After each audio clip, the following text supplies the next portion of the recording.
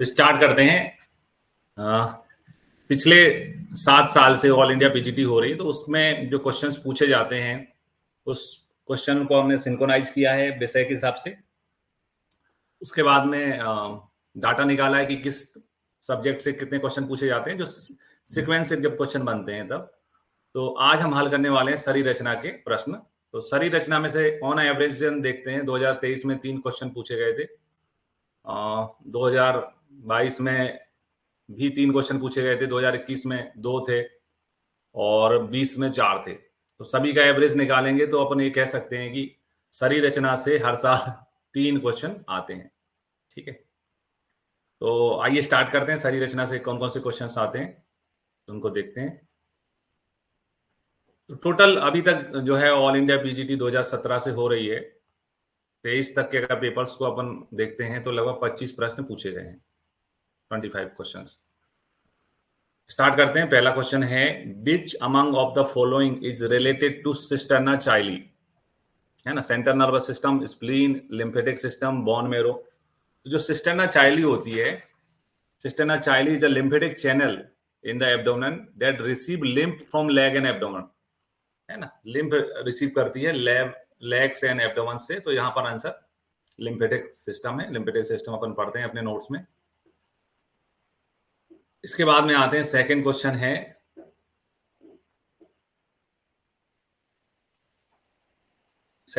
है, सुश्रुत के अनुसार तिमिर एवं अक्षिपात में सिरावेदन निम्नलिखित में से किस स्थान में करना चाहिए? ठीक है, नासा के समीप करना चाहिए, ललाट में करना चाहिए, अपांग में करना चाहिए, शंख में करना चाहिए। तो अपांग तो अपन को ब्रॉडली याद ही रहता है कि अक्षी रोगों में अपांग की सिराओं का भेदन करते हैं। इसके अलावा जो है जो ललाट है वहां की सिराओं का भी ताड़न करते हैं, वहां पर भी भेदन करते हैं, और जो है नासा समीप की भी करते हैं। तो यहां पर आंसर ए, बी और सी है। सुश्रुत में पढ़ते हैं अपन, सुश्रुत का सारी स्थान का अध्याय, वहां पर सिरावेदन के बारे में बताया गया है, जिसको अपन शरीर रचना में भी पढ़ते हैं।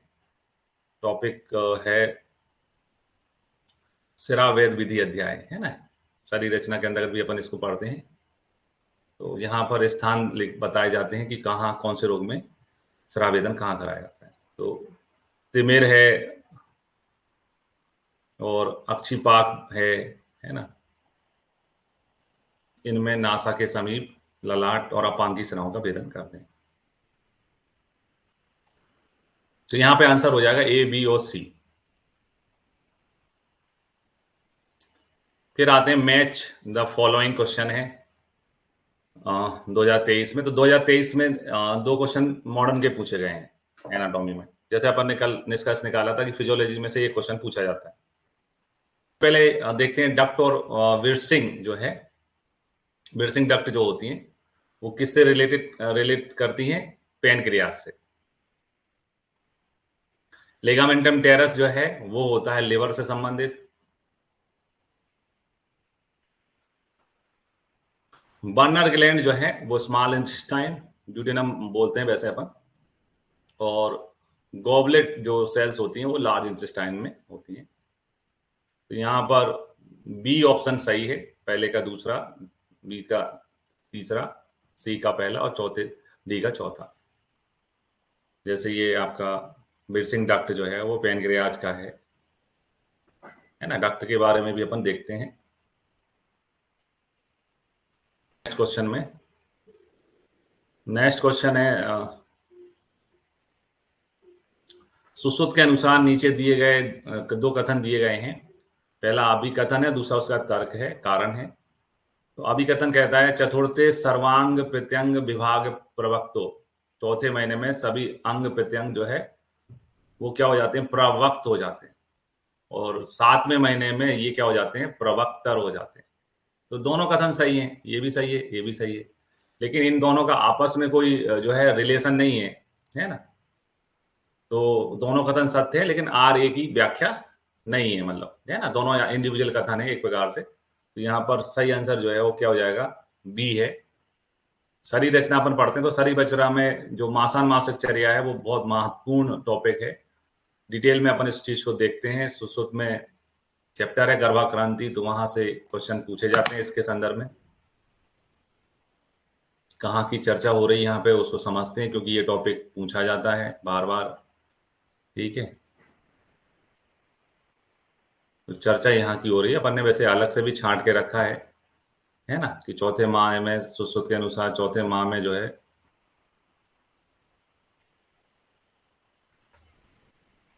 चौथे माह में रहता है प्रवक्त और 7वें महीने में रहता है प्रवक्ता।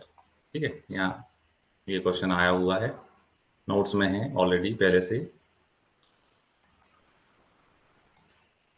इसके बाद में आते हैं, है ना, इसके बाद में आते हैं क्वेश्चन नंबर 5 में।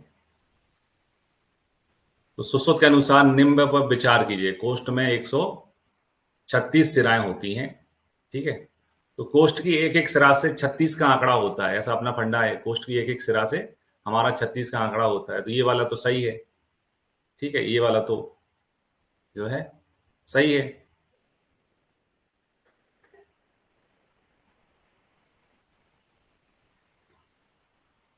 ठीक, ये वाला तो सही है। तेराव मूर्धा प्रदेश में कितनी होती हैं? 12 सिराएं होती हैं, ये भी सही है। शाखा में 16 होती हैं, ये गलत है। कोष्ठ में 38 होती हैं, 38 कोष्ठ में नहीं होती, नेत्रों में होती, नेत्र में होती।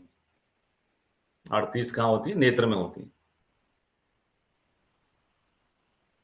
कहाँ से क्वेश्चन पूछा गया है? तो सुश्रुत में अपन एक चैप्टर है शिरा वर्णन वाला, जो अपन शरीर रचना के अंतर्गत पढ़ते हैं। शरीर रचना को बेस बना के पढ़ने के लिए अपन सुश्रुत सारी स्थान का आधार लेते हैं।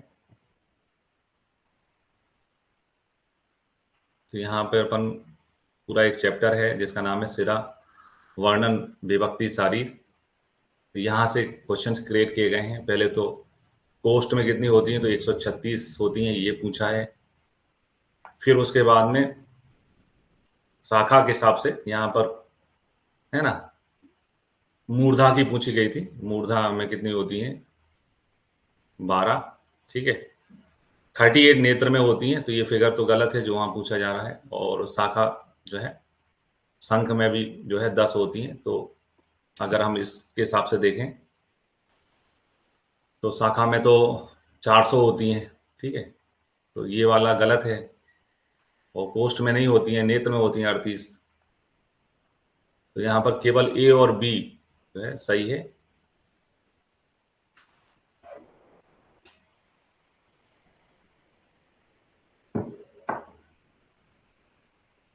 पांचवें का ऑप्शन ए और बी।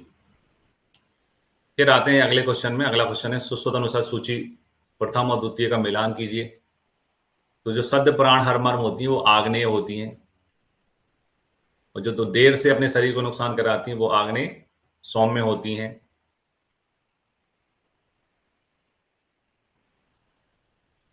तो जो विसलग्न होती हैं वो वायव होती हैं, कि वायु निकल जाती है शल्य में से। और जो वैकल्यकर हैं वो सौम्य होती हैं, इसलिए विकलता रहती है उससे। तो यहाँ छठवें का आंसर जो है वो क्या निकलेगा? सी। कहाँ से क्वेश्चन आया है? तो मर्म वाला जब अपन टॉपिक पढ़ते हैं, मर्म वाला चैप्टर है सुश्रुत का छठवां, जो अपन सारी स्थान के अंतर्गत पढ़ते हैं, तो यहाँ से ये क्वेश्चन आया हुआ है ना, यहाँ से ये क्वेश्चन आया हुआ है। मर्म वाला टॉपिक इंपॉर्टेंट है। मर्म के संदर्भ में एक और क्वेश्चन आया है, 7वां क्वेश्चन है वो। सुश्रुत संहिता के अनुसार किस मर्म पे आघात होने पर कुढ़ता उत्पन्न हो जाती है ना? तो कुढ़ता उत्पन्न होती है मणिबंध पे आघात होने पर। तो यहाँ पर 7वें का आंसर डी है। शरीर रचना में ही मर्म पढ़ते हैं, मर्म में किस मर्म पे आघात होने से क्या होते हैं वो पढ़ते हैं। तो यहाँ पर जो है गुल्फ से पाद स्तब्धता खज्जता होती है। गुल्फ के स्थान पे हमारे हाथ में मणिबंध होता है, मणिबंध से कुंठता होती है ना? यहाँ से, यहाँ परिणाम से ये क्वेश्चन पूछा गया है मर्म विद्य के। फिर आते हैं अगले क्वेश्चन में। तो यहाँ पर मूल पूछे गए हैं, किसका कौन सा मूल होता है। ठीक है, तो सबसे पहले देखते हैं मांस व सोतस। मांस व सोतस का मूल क्या होते हैं? स्नायु और त्वचा, है ना। मेदो व सोतस के मूल क्या होते हैं? वक्र और वपावहन। अस्थि व सोतस के मूल होते हैं मेद और जगन प्रदेश, क्योंकि हर धातु से उससे नेक्स्ट धातु बनती है। तो मेद से कौन सी धातु बनेगी? अस्थि बनेगी। मेद से क्या बनेगी? अस्थि। तो मेद किसका मूल होता है? अस्थि का। इसी प्रकार अस्थि से क्या बनेगी? मज्जा। तो अस्थि किसका मूल होती है? मज्जा का। मज्जा व सोतस का मूल होती है अस्थि। तो इस प्रकार से 8वें का जो आंसर बनेगा, पहले का तीसरा रहेगा, ठीक है, बी का दूसरा ही रहेगा, सी का चौथा हो जाएगा और डी का पहला हो जाएगा। तो यहाँ पे बी ऑप्शन जो है वो ये सही है। कहाँ पढ़ते हैं अपन इसको? तो शरीर रचना के जो अपने नोट्स हैं उसमें सुश्रुत का जो 9वां चैप्टर है वो सोतस से संबंधित है। धमनी प्रकरण में सोतस आते हैं और सोतस में अपन सुश्रुत के अलावा चरक का कंपेरिजन भी पढ़ते हैं। तो चरक के कंपेरिजन में ये सोतस के मूल पूछे जा रहे हैं और ये टॉपिक इंपॉर्टेंट टॉपिक है क्योंकि लगातार इसमें से क्वेश्चन पूछे जाते हैं, है ना। मेद का स्नायु मूल तो अस्थि का मेद और जगन प्रदेश, मज्जा का अस्थि और संध्या, ठीक है। तो ये सोतस के मूल पूछे गए हैं, नोट्स में है ऑलरेडी और हर साल ही क्वेश्चन इसमें से आ रहा है। फिर आते हैं 9वें क्वेश्चन में। 9वें क्वेश्चन में सुश्रुत के अनुसार गर्भ के विकास के 6ठे महीने में जो है बुद्धि का विकास होता है। यहाँ है ना, बुद्धि शब्द जो है वो निकल गया है ना, इंग्लिश में लिखा है। और चाणक्य के अनुसार गर्भ का बल वर्ण उपचय गर्भ के 6ठे महीने में होता है। तो बल अपना फंडा है षड रस अभ्यास बल गणना। 6 रस से क्या होता है? शरीर में खाने से बल आता है। तो ये 6ठे महीने का है बल वाला। ये तो फंडे का क्वेश्चन है, फंडे का क्वेश्चन कभी गलत होता नहीं है। यहाँ पर दोनों ही स्टेटमेंट, फर्स्ट और सेकंड दोनों स्टेटमेंट जो है सत्य हैं। 9वें का बी, है ना। कहाँ पढ़ते हैं अपन? तो बार बार मैं कह रहा हूं कि जो मासोमासिक चर्या है वो बहुत इंपॉर्टेंट टॉपिक है ना। शरीर रचना में मासानुमासिक चर्या जो है वो बहुत इंपॉर्टेंट टॉपिक है और उससे हर साल मतलब क्वेश्चन आते हैं। तो आपको रिवीजन जो है इन्हीं टॉपिक्स का करना है जिनका क्वेश्चन, पढ़ना सारी चीजें हैं पर इनको लास्ट टाइम पे इन सब का रिवीजन करना जरूरी है। पेपर लगाने का अपना उद्देश्य यही है कि किन टॉपिक्स को अपन को रिवाइज करना है। तो सुश्रुत कहते हैं कि बुद्धि आती है 6वें में, 6 सेंस करके याद करते थे अपन। और चारक कहते हैं कि बलवर्ण बढ़ता है गर्भ का और गर्भणी के बलवर्ण की हानि होती है।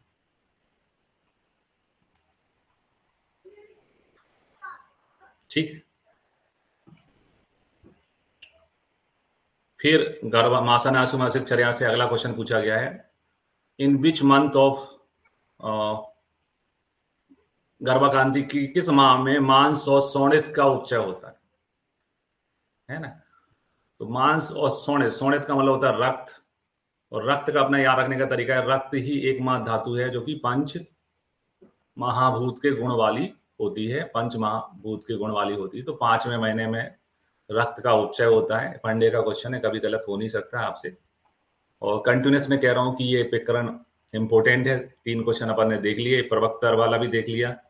इसके अलावा रक्त में विशेष वृद्धि होती है 5वें महीने में, ये क्वेश्चन भी यहीं से आया हुआ है। फिर आते हैं 7वें में, अकॉर्डिंग टू सुश्रुत वर्ण और स्पर्श का ज्ञान किस सिरा का कार्य है। ठीक है, तो देखो अगर वर्ण लिखा होता है तो केवल पित्त भी आंसर हो सकता था, लेकिन स्पर्श ज्ञान जिस स्थान में ब्लड सप्लाई होती है वहीं पर सेंसेशन भी वहीं पे से होता है।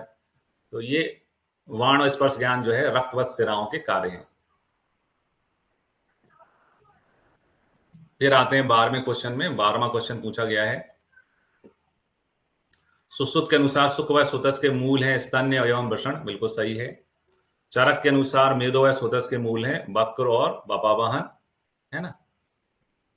तो ये दोनों ही स्टेटमेंट जो है सही है ना।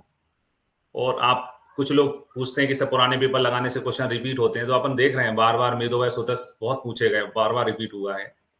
तो इसका आंसर ए है, बहुत जो है स्टेटमेंट करेक्ट है। फिर से अपन जाएंगे कहां से क्वेश्चन आ रहे हैं, तो सोतस वाले टॉपिक से क्वेश्चन पूछे जा रहे हैं बार बार।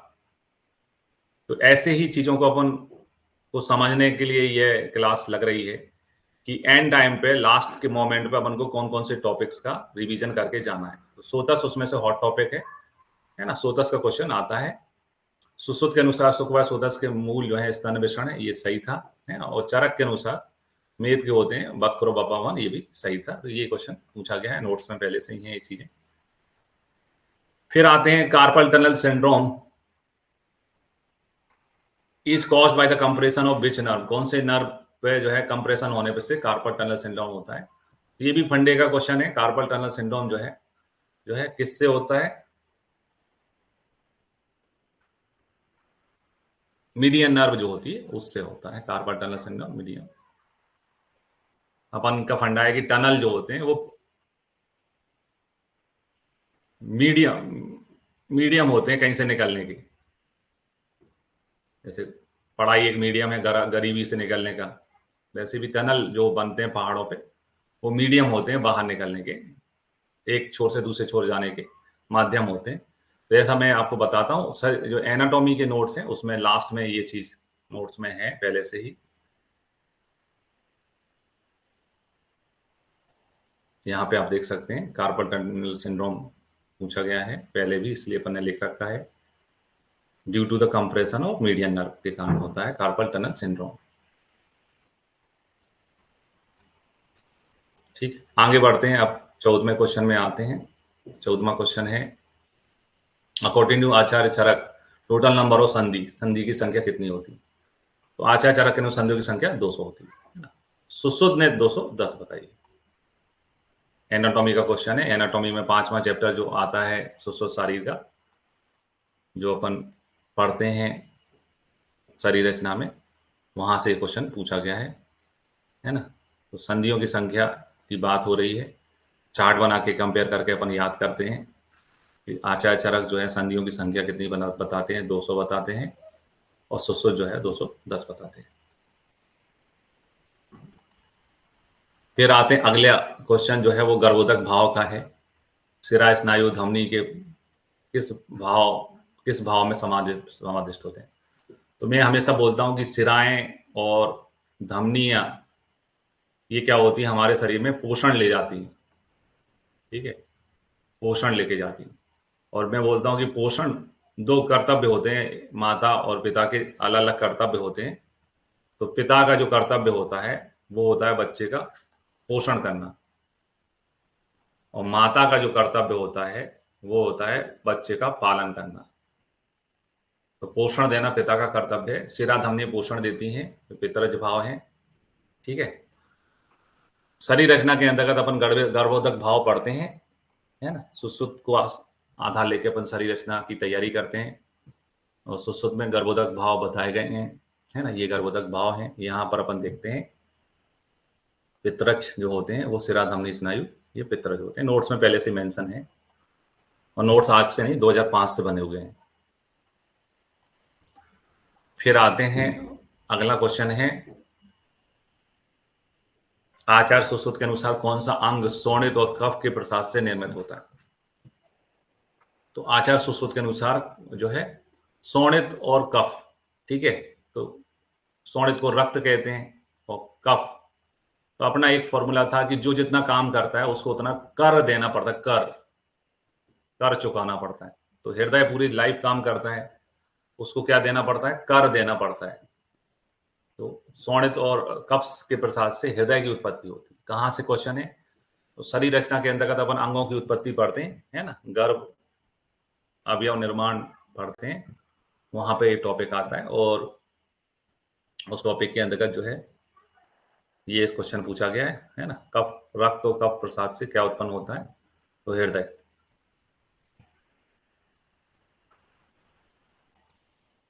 अब आते हैं अगले क्वेश्चन में। अगला क्वेश्चन है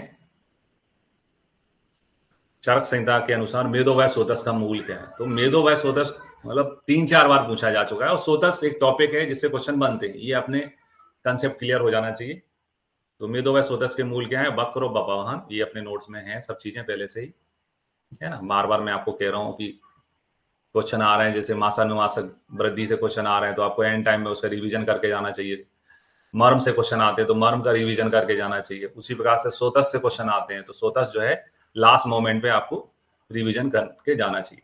ये अपन तीसरी बार देख रहे हैं जो मेदो व सोतस के बारे में क्वेश्चन बना है। फिर आते हैं नेक्स्ट अगला है आचार्य चरक मतानुसार वक्र की उत्पत्ति निम्नलिखित में से किससे होती है? तो अपना ये फंडा है, वक्र जो है किडनी के जो बहुत सारे योग आते हैं तो पेशेंट उसको एमआर आते हैं किडनी की दवाई लेके, तो एमआर एमआर का मतलब है रक्त और मेद के प्रसाद से वक्र की उत्पत्ति होती है। किडनी के लिए बहुत सारे एमआर आते हैं दिखाने दवाइयां लेके। तो यहां से हमको ये पता चल रहा है कि शरीर रचना में एक क्वेश्चन जो है अंग निर्माण से आता है।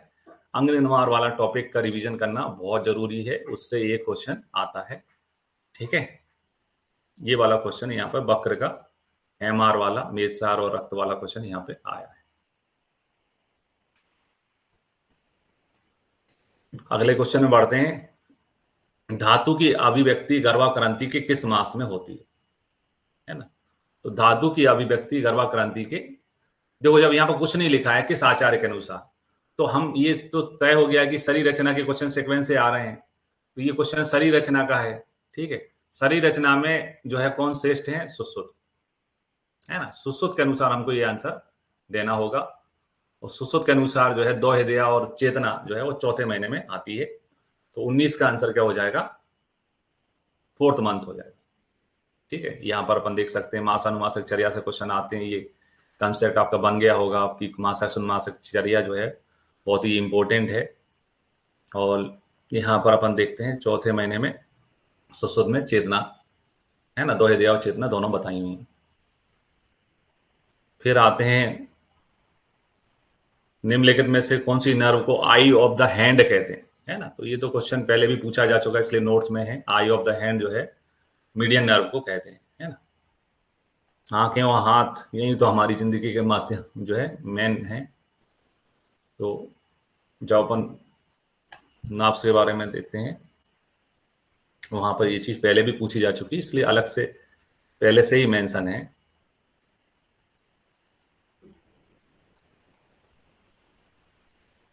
ना? नर्व जो है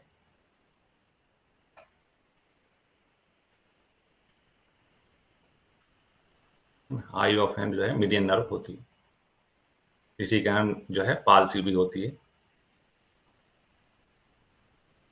ठीक, फिर आते हैं चर्म दल त्वचा के किस स्तर में है? तो चर्म श्वेता जो है वो चार्मिंग है। फंडा है अपना, श्वेता नाम की लड़की जो है चार्मिंग है, यानी उसको चर्म दल, अजगल्लिका और मशक ये रोग होते हैं। चार्मिंग है श्वेता, तो आंसर यहाँ पर ये है। नोट्स में वहीं जब अपन सुश्रुत का अध्ययन करते हैं तो शरीर रचना में वहां पर अपन त्वचा के बारे में भी देखते हैं। त्वचा बहुत इंपॉर्टेंट टॉपिक है और यहाँ श्वेता में चर्म दल का क्वेश्चन पूछा गया है।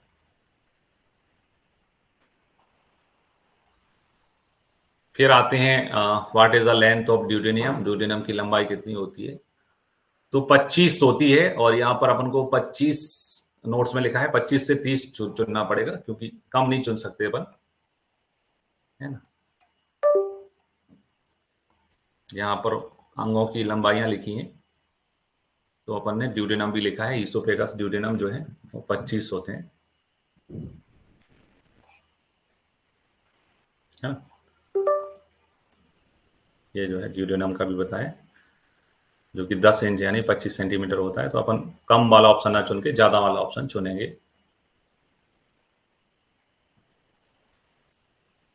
फिर आए सुश्रुत के अनुसार किस मर्म पे आघात होने पर पक्षाघात होता है? तल हृदय में तो रोजा से मर्म होती है, तल हृदय हाथ में रहता है। इंद्रवस्ती में भी आज जो है चोट लगती है, उससे रोजा होती है। स्कूट सिर में भी, लोहिताक्ष में होता है ना? तो यहाँ आंसर लोहिताक्ष हो जाएगा।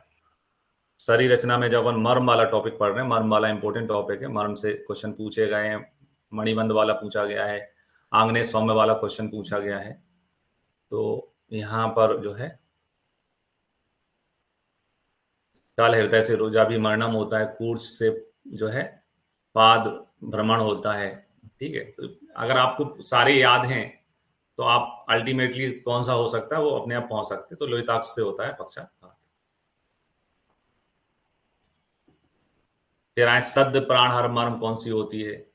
है ना। तो सद्य प्रमाण मर जो है सिर में जो स्थित है अधिपति, वो सद्य प्राण मर में आती है।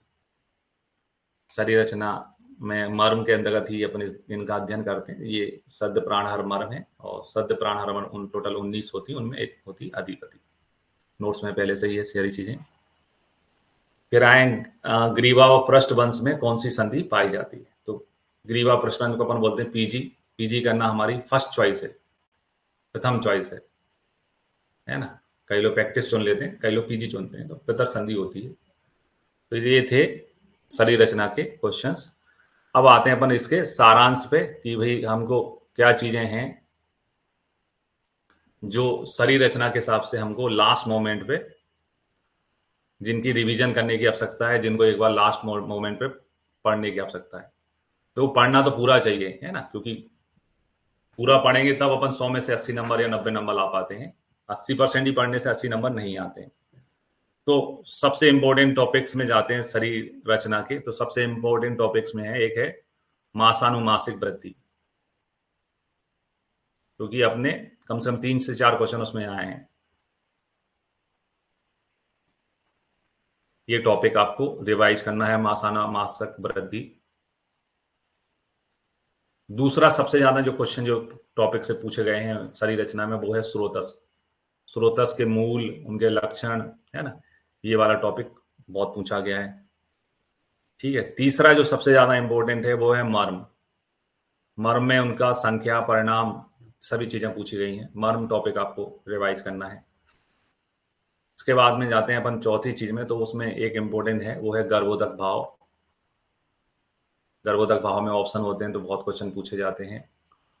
इसके अलावा एक और सबसे इंपॉर्टेंट टॉपिक है त्वचा। त्वचा में 7 ऑप्शन होते हैं, 7 प्रकार की त्वचा होती है, इसलिए क्वेश्चन बनते हैं। त्वचा के बाद में आपके लिए है गर्भ अंग उत्पत्ति जो होते हैं, यानी कि जो अंग की उत्पत्ति में क्या चीज इन्वॉल्व रहती है। जैसे अपन ने वक्र का देखा है, हृदय का देखा, वो यहाँ पर पूछा गया है। वक्र के बारे में, हृदय के बारे में पूछा गया है। संधि के प्रकार एक टॉपिक है ना, क्योंकि संधि 8 प्रकार की होती है, तो उनमें से प्रतर वाला क्वेश्चन आया। सिरा और सिरा वेदन दोनों ही इंपॉर्टेंट हैं। सिराएं की संख्या पूछी गई है, सिराओं का स्वरूप पूछा गया है, वर्ण कौन सी सिरा से होता है वो पूछा गया, और सिरा वेदन भी पूछा गया है।